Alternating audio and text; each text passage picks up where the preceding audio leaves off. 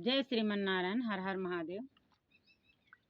और किष्किंधा कांड से बहुत सुंदर प्रसंग लेकर के चल रहे हैं कि आगे चले बाहुरी रघुराया और मुख पर्वत नियराया, तहाँ रहा सचिव सहित सुग्रीवा, आवत देखी अतुला बल सीवा।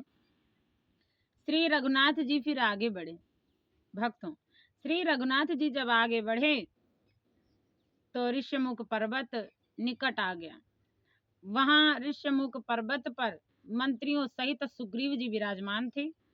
अतुलनीय बल की सीमा श्री रामचंद्र जी और लक्ष्मण जी को आते देख करके सुग्रीव जी कहते हैं कि अतिशभित कहा सुनु हनुमाना।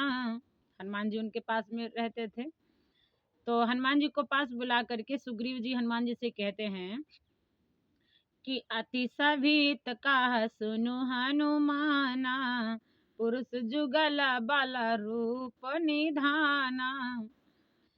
सुग्रीव अत्यंत भयभीत होकर के बोले, हे हनुमान सुनो, ये दोनों पुरुष कौन हैं और बल और रूप के निधान हैं कि धरि बट रूप देखो तय जाई, कहे सुजानी जिय सया न बुझाई।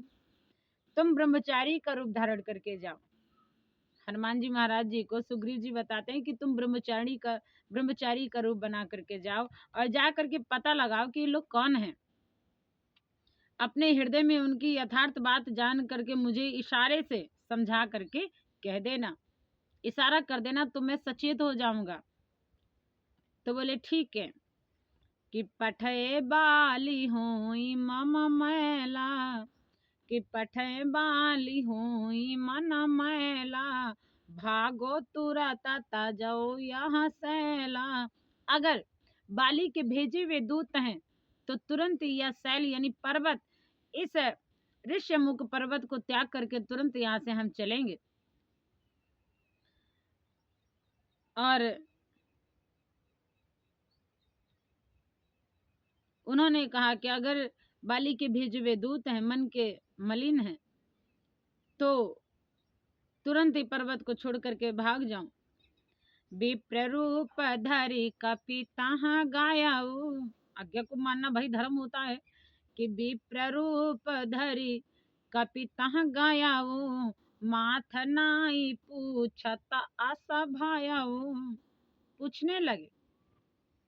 और कैसे पूछ रहे हैं? पूछने का तरीका भी बहुत अच्छा है। पूछ कैसे रहे हैं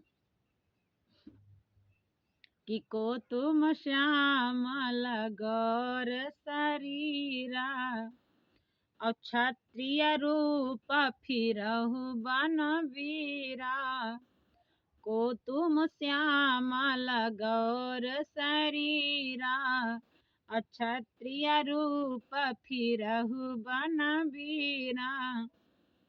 और पूछते इतना ही नहीं, और कहा कि कठिन भूम कोमल पदगामी, कवन हेतु विचरेहु बन स्वामी। हनुमान जी महाराज कहते हैं, हे वीर सांवले और गोरे शरीर वाले, आप कौन हैं? कृपा करके बताइए। जो क्षत्रिय रूप वन में फिर रहे हैं। हे स्वामी, कठोर भूमि पर आपके कोमल चरणों से चलने वाले आप किस कारण वन में विचरण कर रहे हैं? मुझे बताने की कृपा करें। जब इतनी सुंदर कोमल वाणी से हनुमान जी ने पूछा और बार बार कह रहे हैं कि आप तो कोमल अंग वाले हैं, सुंदर नेत्र वाले, आप कौन हैं और किस कारण इस जंगल में विचरण कर रहे हैं? इस प्रकार से पूछते हैं। आगे राम जी का जवाब क्या रहता है, अगले भाग में आप लोग श्रवण कीजिए।